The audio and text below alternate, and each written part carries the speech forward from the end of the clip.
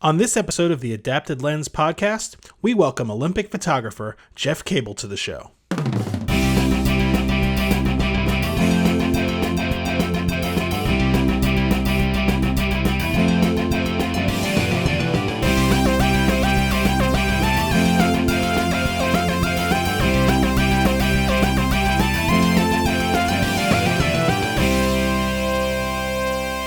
So Jeff, for those of you who don't know, tell me a little bit about yourself. Well, let's see. I found photography a little bit later in life. I always loved taking pictures, but didn't really understand how to control a camera until, less than 20 years ago. And I was in technology for a long time. So I spent most of my career doing marketing. And my last, we'll call it real job before photography, was as director of marketing at Lexar. And of course, we got to work with some of the top photographers in the world. And I got to learn from them and just became enamored with what they were doing and just started learning it. And one thing led to another. And here I am. It's been 15 years of shooting everything from, starting with the basics, shooting small events in the Bay Area, and then worked my way up to shooting for the U.S. Olympic Committee. So it's been quite a ride. So are you still with Lexar? I know they don't do memory cards anymore. But they still do, actually. I don't. I left there about 4 years ago. And so it was interesting because it started out where I was doing both jobs, basically working at Lexar, and then during the week, I'd fly back from Europe or Asia or somewhere, and on Saturday I'd shoot a bar mitzvah or something. And Sunday I'd post and go right back to work on Monday. So it was hard having two jobs. Definitely took a toll on the family, and so I gave up the tech career about 4 years ago, and the timing was good because Lexar, got sold off from Micron at that point, within, I think, 3 or 4 months of me leaving. Not that it had anything to do with that, but it was just good timing. I got out of that, and this business, my photo business, had grown exponentially, and to the point where, because I was shooting every Olympics, it was hard on my real job at the time because they'd be like, wait, you're going to be gone for a month every 2 years? I'm like, yes. And so it was time to make that decision to go full time, and it was the best thing I ever did. So, well, it was very cool of your company to let you go in the first place. Yeah, well, actually, initially it was kind of a win-win because having. We had a team of people at Lexar that were at the Olympics that would work in the press center that would help and assist photographers with either loaning cards and readers or helping them if they had any issues. And so Lexar was there anyway, so I could help manage that team with me being there. And also, honestly, as a credentialed photographer, gave me an insight as to how they work and what's important. And there were numerous products that Lexar had created, the engineers had created, and I killed them because I said, well, who's going to use that? They create products that were super high capacity but really slow, and I'm like, who's that for? And so being a working photographer gave me an insight and let me do my job better, I think, when I was there. Well, sure, the Olympics, that's like the ultimate proving grounds for tech.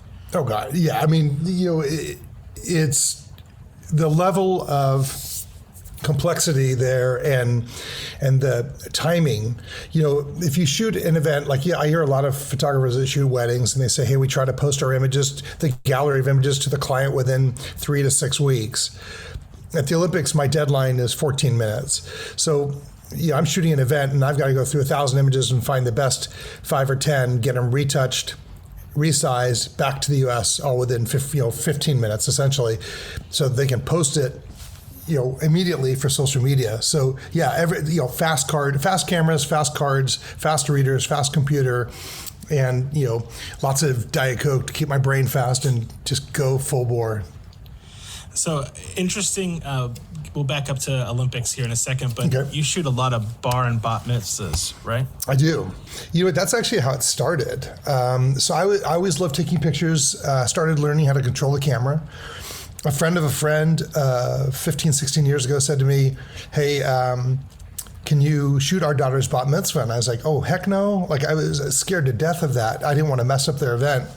And as time went by, they convinced me to do it. I didn't know what to charge. So I just said, hey, I'll do it for free. If you like the images, you can pay me. If you don't.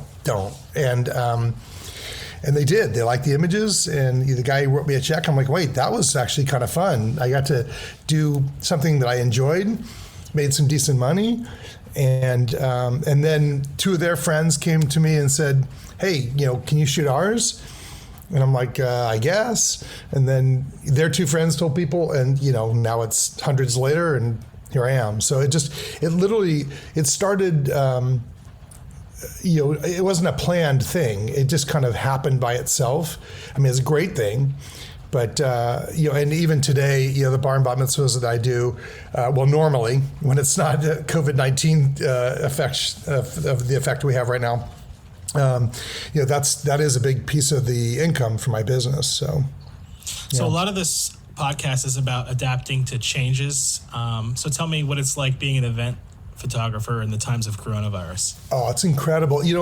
I'm blessed in that, I had the tech job for a long time. I had a savings account and still do. And so I can weather the storm pretty easily.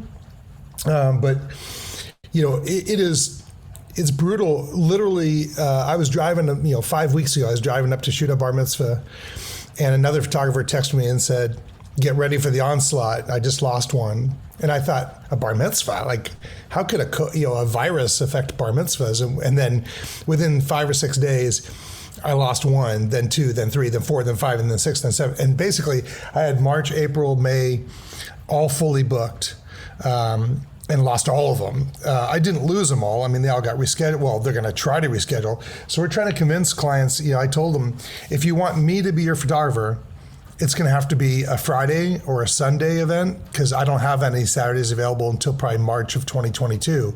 I'm that booked up. So it's short term. It's tough because obviously there's very little income coming in from those.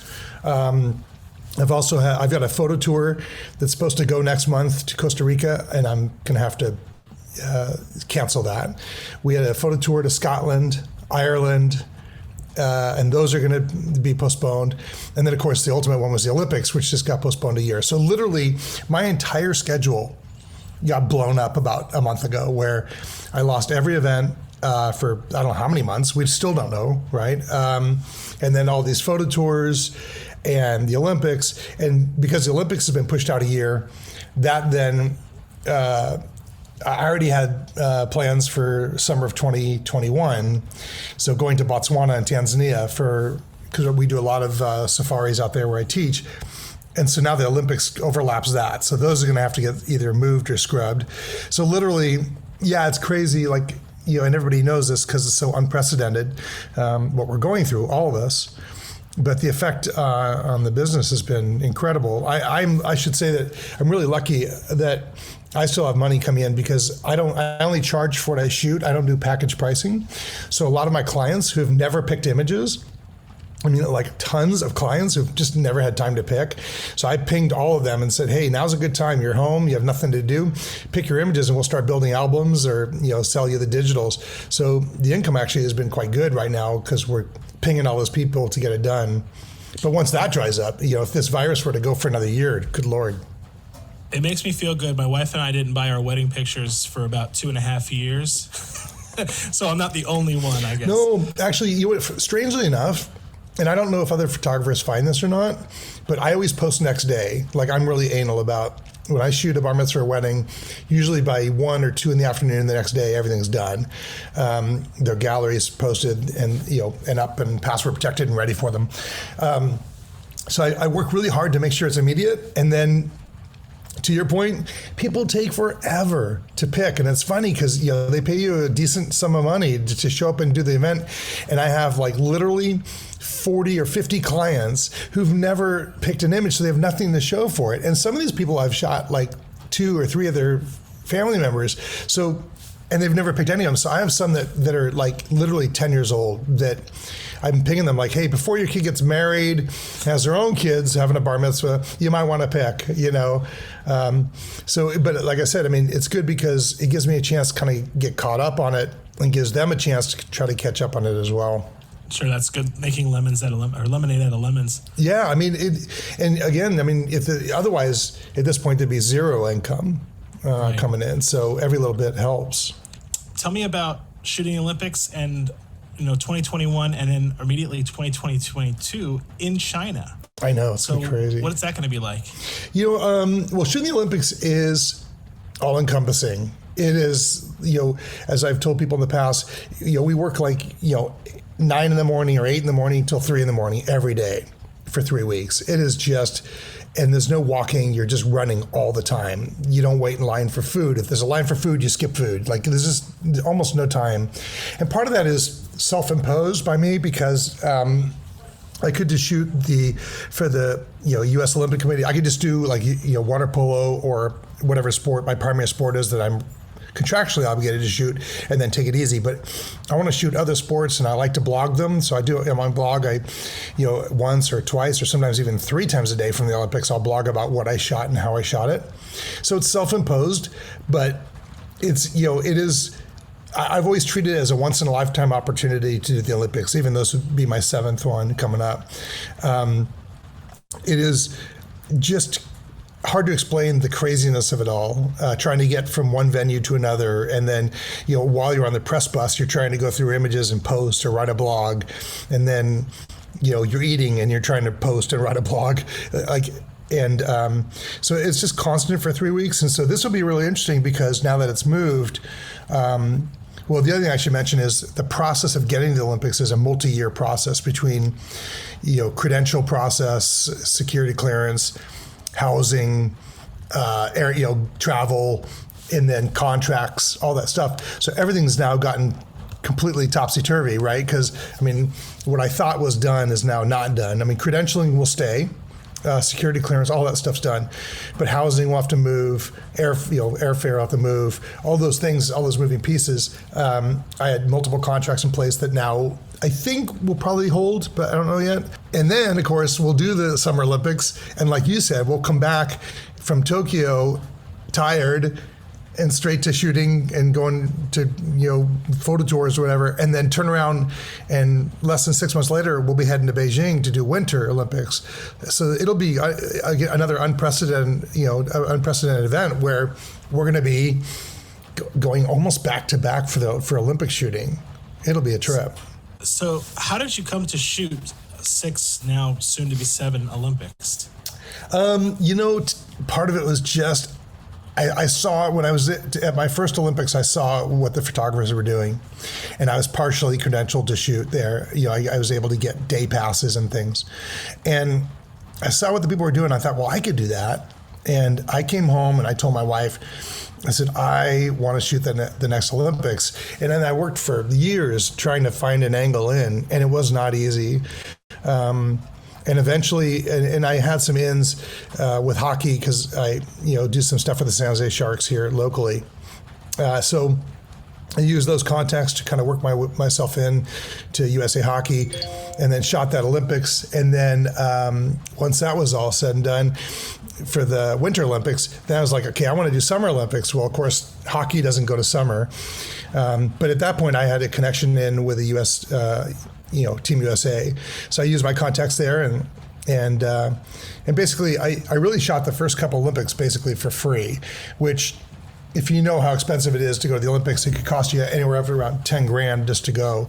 So I basically had to pay my dues to get in. And once I'd done that a couple times, both winter and summer, then the people at the U.S. Olympic Committee knew that I was for real, and that I wasn't, that I could do the job and that I do it right. And that, that's kind of how it started. So, favorite sport to photograph at the Olympics? Anything new.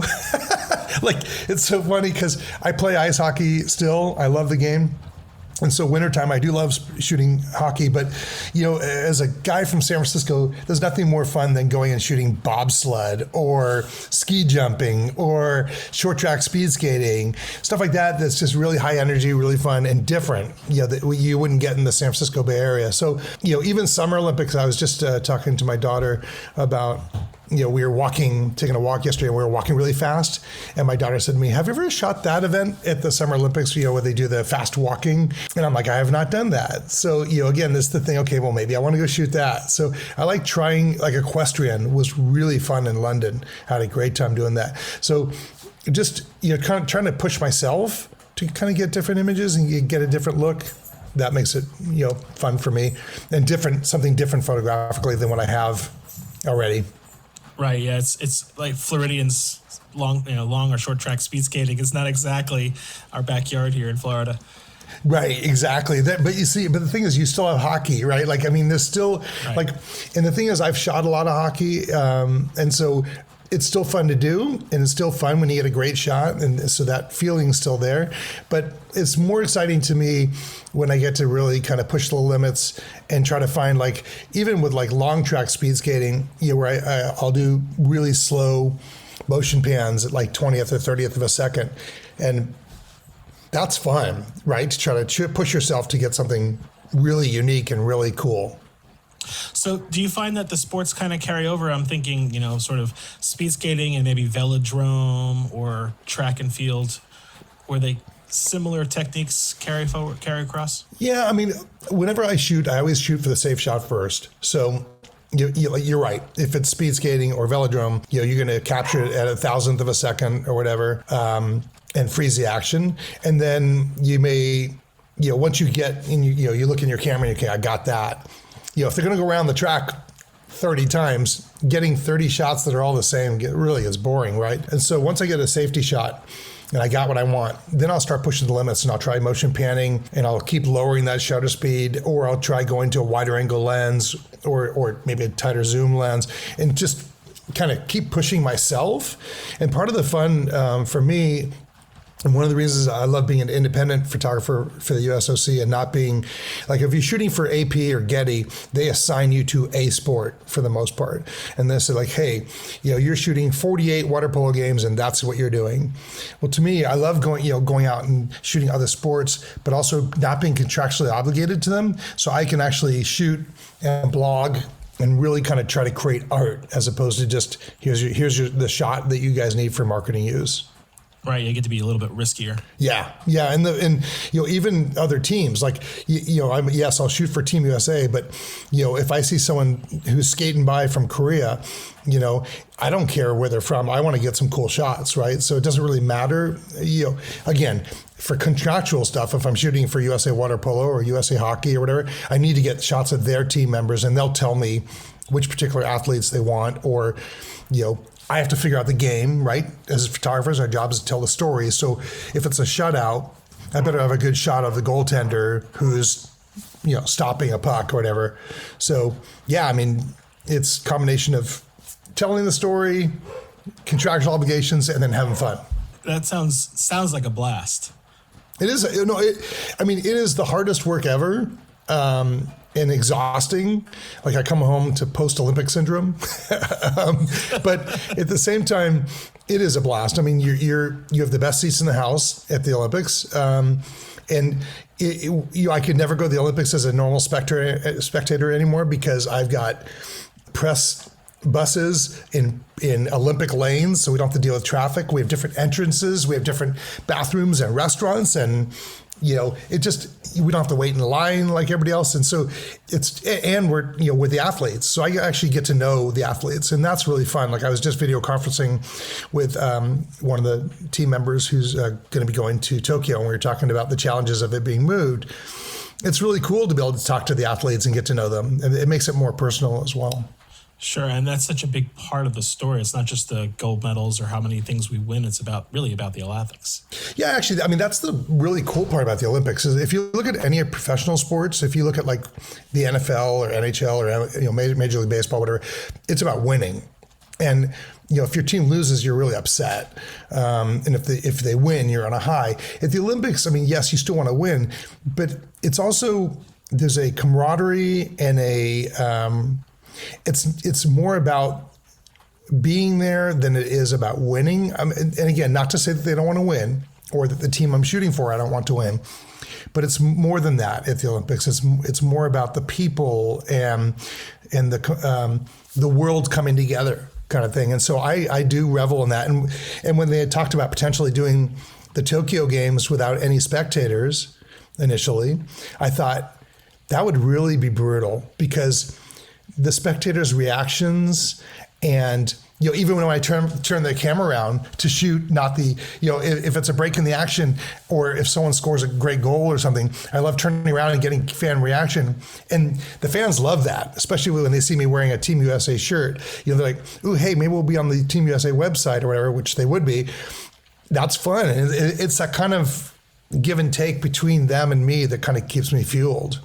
Yeah, that you see the pictures of the face painted. Or exactly, it's very cool. Yeah, and even the reactions and again the reactions to what the athlete just did, and even like I love walking through the public area, which I don't get to do all that often, and generally in what we call the secure zone, which is behind the scenes of the Olympics, but. It's fun to walk in the general area and see the people wearing, Olympic sunglasses, that have all the rings and, wearing flags and the pride of their national pride and just, maybe even talking to them and, finding out what's their story and where they come from. That's fun. So if you're just picking up a camera and you want to be a sports photographer, maybe aspire to be an Olympic photographer, what's some advice you could give? It's probably my most asked question is like, how do I get to do that? And obviously, the Olympics is tough because there's very, very few credentials out there. So that's a tough one. But I tell people, look, you gotta, I started shooting my kids' swim team when they were very, very little, 4 or 5 years old. They could barely get their head above water. And I shot them. I shot the older kids swimming, and then as they played other sports, I'd shoot that. So I started kind of that way, and then once I started getting good enough, I might shoot some of the high school sports, and then eventually maybe some of the collegiate sports, and then eventually I worked myself up into shooting some of the things for some of the pro teams. But you have to build that portfolio, and be able to show quality work to move up to that next level. And the other thing is you have to understand that the people at these different schools or teams, they're really thinking about themselves, like, what are you gonna do for us? So if it's a school, you say, look, I'll shoot images of your football game and I'll give them to you so you can use them in the yearbook or whatever. You can have them, please let me get on the sidelines to shoot. And then if it's a semi-pro team or a pro team, they're all about what are you going to do for us? So then you need to be shooting either for a wire service or a magazine or something where they have visibility that's going to help build their brand. And that's what they're all about. Yeah. So like most things, it's really about paying your dues. Yeah, I mean, it is. And, again, one of the great things is if you have passion for what you do, which I do, I mean, I love shooting.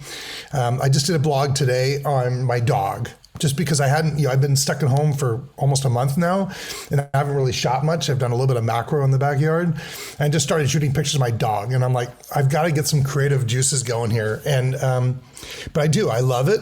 It's not really a job. Even when it's a job, I still feel lucky to do what I have a passion for.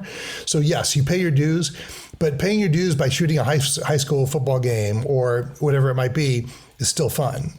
Sure. And I still shoot. I'll go shoot. I shot some Major League Soccer right before everything closed down with the COVID-19, and I shot the San Jose Earthquakes game, and I shot it to test the new Canon 1DX Mark III, but I also did just because it'd be fun to do. So did you shoot the 1DX3 in mirrorless mode or mirrored mode? No, I did mirrored mode. It'd be really hard to shoot sports in mirrorless mode, but with that said, right before everything got shut down, I did use the Canon 1DX Mark III with a 200 to 400 lens in the back of a temple, and I put it in mirrorless mode, and I was shooting it, and I wrote that in the blog, but I put it in mirrorless mode, and I shot in burst mode, which is like 20 frames a second, with the face tracking turned on. and it was stellar. I mean, dead on for focus and, absolutely silent. It's the first time I've really actually truly shot mirrorless with a mirror, and with a mirrored camera, which is weird. I think it's interesting. I've talked to, of course, you and Moose, and neither of you are jumping into mirrorless super quick. He uses Nikon system, so he's got a Z6 and a 7, but mostly he uses it for video. Right. It's interesting how pros have been a little slower to adapt mirrorless tech. The thing is, and people talk about this a lot in the photography space. For us, they're tools, right? And so when you get used to using a certain tool, it's hard to change workflow or change your tools. And when you move from mirrored to mirrorless, there's a lot to relearn. And so, for me, and I'll speak for me personally, with Canon, with the EOS R, it was not the camera for me. And I told Canon this. I go, look, great, I'm glad you have it, but it's not going to work for me. It only has one card slot. It's too slow for focusing initially. I think in a firmware they fixed that. But there were a lot of little things about that camera that just didn't speak to me. And I'm like, no, that's not going to work. And it was also so drastically different in its user interface that I'd have to actually think when I'm shooting, and I don't want that. I want to be so inherently knowledgeable of my camera that I can make changes without even thinking about it. And so it's a big jump. Now with the EOS R5, which is supposedly coming out soon, that's the first camera from Canon where I thought this could be like an epic change to really up the game. So that one I'm really, really excited about. It's not to say I wouldn't use the 1DX Mark III still for sports, wildlife, and again, especially and still even in the bar mitzvah realm. But the R5, to me, it looks like it could be as much of a game changer as the 5D Mark II was when it came out. Yeah, I agree. I have the EOS R, and it is a great camera. It takes great images, but I can see, especially for sports, it's just not that camera. No, it's not. And again, I think, as I said in my original blog post about it, I said, it looks like a good camera, and it is a good camera, but it's just the beginning. It was just like scratching the surface of what they're going to be doing. And I think, the 1DX Mark III is probably the last SLR that Canon will make. I'm guessing, that's just a guess.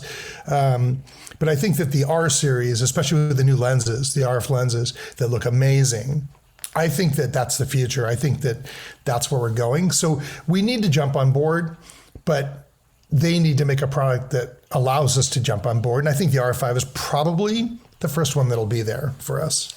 I gotta be honest, I was disappointed that Tokyo got moved, not just because of, obviously the horrible thing about coronavirus, but I was looking forward to seeing how many people were shooting Sony on the sidelines. Yeah, it was, the interesting thing about that is that this is the first Olympics that I heard Sony would be in the press center. So every Olympics I've ever been at, the press center has always been Canon and Nikon. Well, going way back, I guess Kodak was there, but it was Canon, CPS, Nikon, MPS. Those are the two that were at the games. And the beauty of having them at the Olympics is if we break something, we need to borrow something, they've got a ton of gear. And on my blog, every last couple Olympics, they've let me into the back room and I've showed the plethora of, millions and millions of dollars of gear. And so that's really cool. But it's interesting to watch how that's changed over the last couple of years. So I remember, I guess it was in Vancouver in 2010, it was about a 50-50 mix of Nikon and Canon. And then London was similar. But really in the last games from Sochi on, so Sochi, Rio, Pyeongchang, Canon really started taking on the world. And we started seeing Sony shooters in Korea. It was the first time I've seen it. And, it was maybe 3% of photographers. But to your point, that was changing. And my guess is, and I know this when I shoot at the NHL games, you see more guys shooting Sony now. I think the Olympics, there would be more Sony shooters. And I heard that Sony was going to be the third entity now at the press center. And that's a huge deal for them. And so it will be interesting to see, now that we have another year, for instance, if Canon's R5 is that much better, let's say, than the Sony A9 II, then what happens? Right. So, and of course, the weird thing is not only, the athletes all train to a date, right? So every athlete has trained to this July to be their peak. And now they have to now push that out a year, which is brutal. But the same is true, for these camera companies. They always release product every 4 years for the games, the professional high-end product for the games. And so now everybody aimed for that. And so all these cameras are being released that are the sports shooter's camera, and we're all going to have an extra year to learn on them. It's going to be weird. Yeah, that's a good point. A9 II is November of this year. Our Mark III was same time or somewhere around there, and then D6 was supposed to be coming up soon. So, yeah, and it's a 4-year cycle based on the Summer Olympics, and it always has been. And so they're sticking with that. Obviously, they're ready to go. But now the question will be, well, what happens a year from now? Will there be an R4? I mean, probably not. But I mean, who knows what will happen? Will there be different lenses? I'm excited about the new Canon RF lenses because I could see shooting mirrorless with an R5 with is it a 100 to 400? No, 100 to 500 I think it was. Yeah. Lens. And crap, that's between they already have the trifecta. They have 15 to 35, 2470, 7200, and now 100 to 500. Man, that's maybe you don't maybe you can go almost with just that. In the Olympics. Well, even that, what is it, the 28 to 70 f2? That's a basketball lens if I ever heard of one. Right. And that's the thing. Those are the things that excite me. It's not that they're, I'm as much of a gear junkie as all of us, right? If you're a photographer, that means you're buying way too much crap at B&H, and we all do. I've got stuff in drawers I've even opened. It's like, oh, why did I buy that? Whatever. And we all do it. But some of these things that are true tools, then those are the ones that really get us hyped because if they're usable, right? We could actually take them and do something we couldn't have done before.